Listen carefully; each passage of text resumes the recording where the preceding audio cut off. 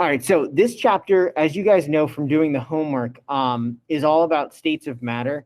And if you didn't do the homework, make sure that you do, just because it will kind of help you understand this chapter. A good amount of it is going to be kind of, you reading through some stuff on your own, and then also me explaining it in class. But it might feel like I'm going a little too fast if you just kind of get it from the class version. So please make sure that you do your homework. It will help you with all that. Okay, so first thing we're going to talk about are solids, liquids, and gases.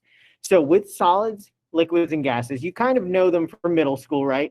But today we're going to kind of go through them, and just all of these terms and all these things that we have on the sides, we're going to drag them into the actual presentation here. So let's do the pictures first, because I think it always helps for us to think about these things visually.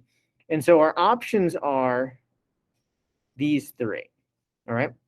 And if you know anything about solids, you think of them as being, all right, they can't move around, right? They don't move. Technically, we're going to talk about how they are vibrating, even though they're not moving around. But when you think of movement, you really think of flowing, or pouring. So you can pour out liquids. You can actually pour gases too. So the one that looks like it's pretty solid is this one here. So we'll move this one over to solids. And now we have these two. And if we compare them, we can see that the one on the right, the red ones, look like they have more energy than the blue ones. And because there's less of them, and actually the opposite of that, there's more space in between them, this would be a good representation of a gas. And there's not a lot of space in between this. That would be a good representation of a liquid. So we have the solids. They don't look like they're moving, but they are vibrating a little bit. Liquids, they're moving a little bit more. And then gases, they're moving very quickly, all right? Okay, so we're going to go through these terms, like I said, on the side, and kind of like figure all this out. So one that pops up to me is high kinetic energy, low kinetic energy, and medium kinetic energy. Now, it's kind of like the Goldilocks thing, right? Where if you see something medium, it's probably going to be liquids, right? But let's figure out like which of these is going to be the solid, and then which of these is going to be for gases. Now, what is kinetic energy, first of all, which is a great question. Kinetic energy is the energy of movement. So if something has high kinetic energy, it's going to be moving a lot, or it's going to have a lot of like energy kind of wound up and moving around, like bouncing all over the place. And so if you look at these pictures, it kind of makes sense that gases have a high kinetic energy because they're moving around so much. Now, solids, on the other hand, they're not moving around much at all. So they're going to have low kinetic energy. And then liquids are somewhere in the middle, so they'll have a medium amount of kinetic energy. Okay, now let's look at this next thing. We have intermolecular forces. So let me try to find all the intermolecular forces. This is attractive forces, which could be the similar. What else do we have on here? That's intermolecular. All right, you guys see any other intermoleculars? I think so. These might be the three. All right, so out of these solids, liquids, and gases, what's going to have the greatest force holding them together? And just think about it. What's going to hold them together the most? Probably the things that aren't moving around much, right? Or that don't have a large amount of kinetic energy. So solids are going to have the greatest intermolecular forces holding them together. Liquids are going to be in the middle, right? They're pretty much medium is pretty good for an answer for liquids for most things. And then gases, there's not going to be much holding them together because they're going to be bouncing around so fast that there's not going to be a lot of attraction. There is technically going to be some attraction, but we're going to talk about that later on. Sometimes they simplify it and just say there's no intermolecular forces between gases. And again, that we'll talk about the differences between those two later on this chapter, and definitely next chapter when we get into the gas law chapter. Okay. Let's talk about this. So we have assume shape and volume of the container. All right, so now we're talking about kind of like the properties of it. Let's see what else. We have, this one says volume in it, so that's good. What else? Do not flow, that's talking about movement, so I'm okay with that. Fixed shape and volume. All right, so we're still talking about movement.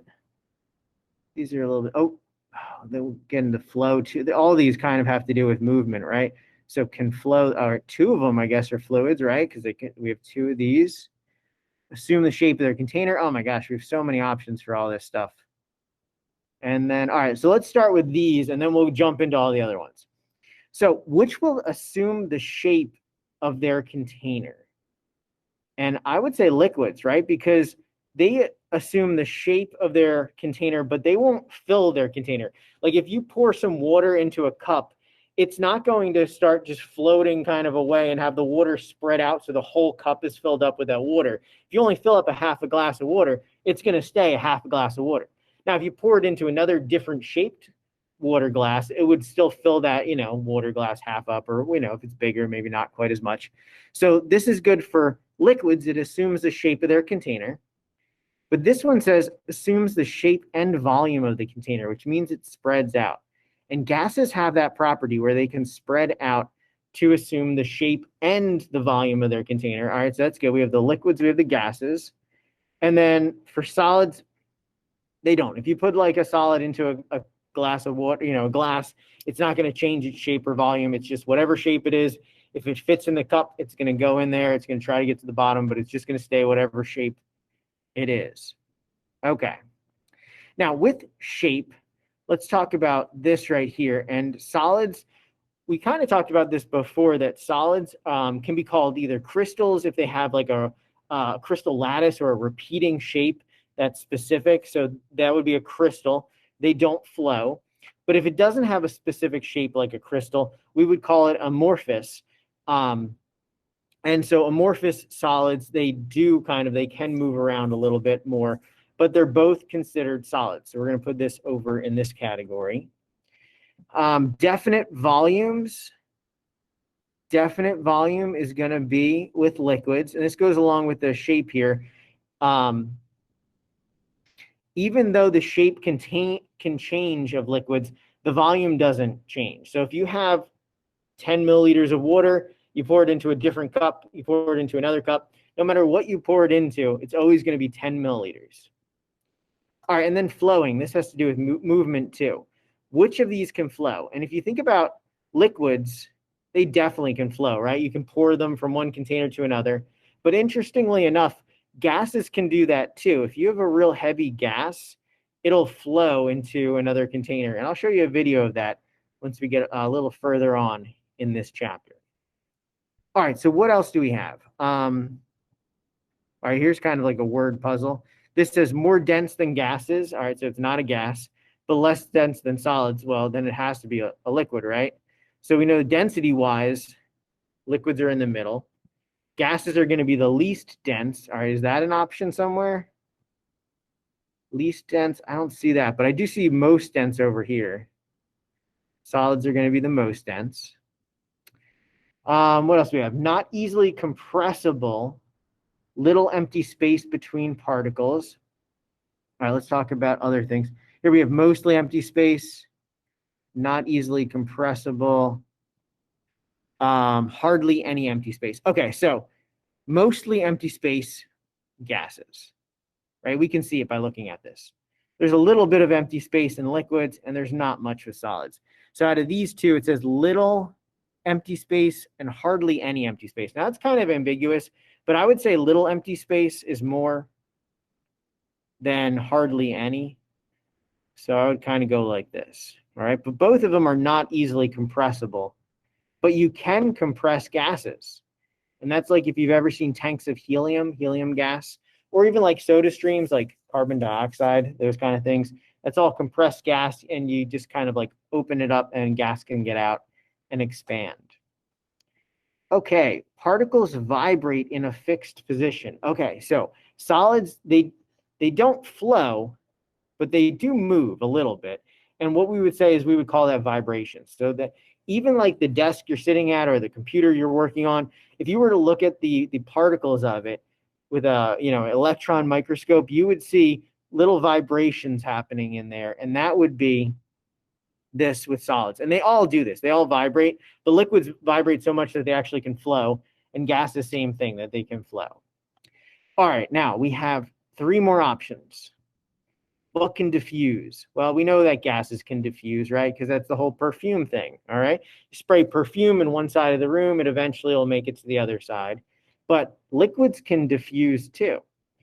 If you've ever dropped like a little food coloring in a glass of water, we'll just put a drop right in there, let it just sit. Eventually, it'll kind of like move throughout, right? And it'll all kind of move through and it diffuses.